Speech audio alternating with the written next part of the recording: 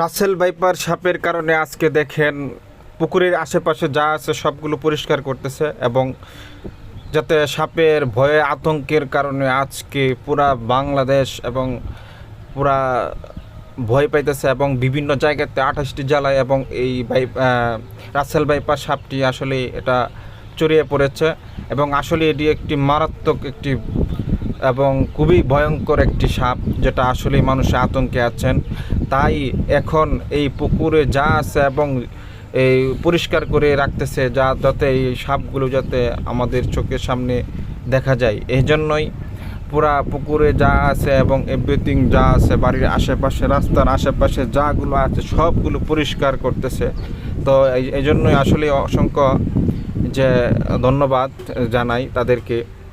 খুবই একটা গুরুত্বপূর্ণ সময়ের মধ্যে, এবং সবগুলো যে পুকুরের আশেপাশে যে নোংরাগুলো ময়লাগুলো আছে সবগুলো পরিষ্কার করে রাখতেছে।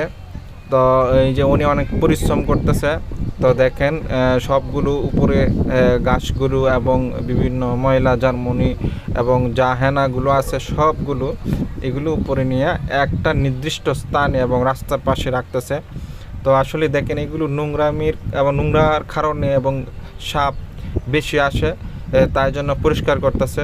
তো আপনারা যারা এই ভিডিওটা দেখছেন এবং দেখতেছেন সকলেই আমার চ্যানেলটা সাবস্ক্রাইব করে পাশে থাকবেন এবং লাইক কমেন্ট শেয়ার করবেন সকলেই।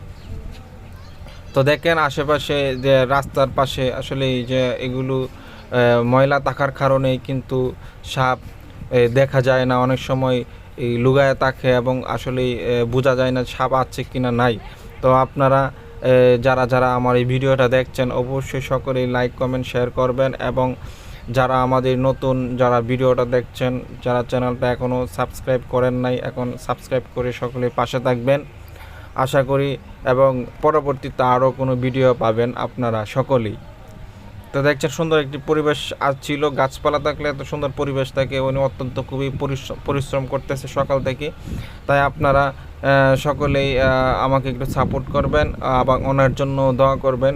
দেখেন অত্যন্ত পরিশ্রমের কারণে যে পুরা বাংলাদেশ এবং রাসেল ভাইপার এই সাপ আতঙ্কের, প্রতিটা মানুষ আতঙ্কে রয়েছে। তাই সকলেই হেফাজতে থাকবেন এবং যা বাড়ির পরিবেশ আছে সবগুলো সেফ এবং পুকুর পাড়গুলো পরিষ্কার